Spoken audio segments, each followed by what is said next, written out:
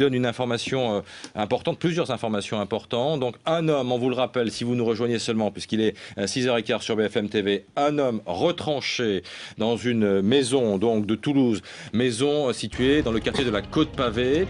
Il a 24 ans, il a tiré à plusieurs reprises sur les policiers du raid. Il se revendique très clairement d'Al-Qaïda. Son frère, à lui, était interpellé. Et puis Rachid, ce qu'on vient d'entendre à l'instant est important également, il n'y a pas qu'une opération en cours. Il y a plusieurs opérations qui sont menées conjointement, très vraisemblablement d'abord parce que le suspect numéro 1, celui qui est actuellement retranché, a pu bénéficier de complicité, notamment pour protéger ses fuites lorsqu'il a commis des tueries, et aussi peut-être, donc il y avait un soutien très probablement logistique également, et peut-être même des commanditaires. Mais ça, on le saura plus tard. Très concrètement, Claude Guéant a dit il y a quelques minutes que le suspect avait des attaches avec des salafistes et des djihadistes. On est vraiment dans la frange dure, très dure d'Al-Qaïda. On est vraiment dans la frange très dure d'Al-Qaïda et on a un groupe qui a été dissous, c'était le 29 février dernier. Le groupe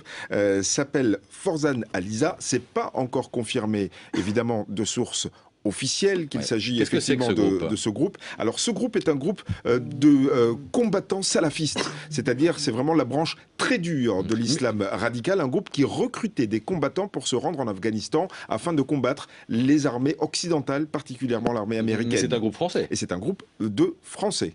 Voilà. Et constitué en France. En tout cas, sur le sol français. Et dissous par Claude Guéant. Et dissous par Claude Guéant, c'était le 29 février dernier. Et par ailleurs, on a également des précisions sur les motivations de cet homme, puisqu'il les a données à la police, puisqu'il y a des négociations qui sont en cours actuellement pour parvenir à l'interpeller. Alors, il parle visiblement beaucoup. Hein, ce jeune homme, il parle beaucoup à travers la porte, il parle aux policiers, entre deux rafales, si j'ose dire, d'armes automatiques. Il s'exprime et il dit que s'il fait tout ça, c'est pour venger notamment les enfants palestiniens. Donc là, vraiment, il y a, on est vraiment dans l'idéologie la plus radicale qui puisse exister parmi les salafistes. Il évoque notamment aussi la présence française en Afghanistan, ce qui peut expliquer le drame de Montauban. Et ça peut l'expliquer d'autant plus que le 17e régiment de parachutistes basé à Montauban a effectué un certain nombre d'opérations en Afghanistan.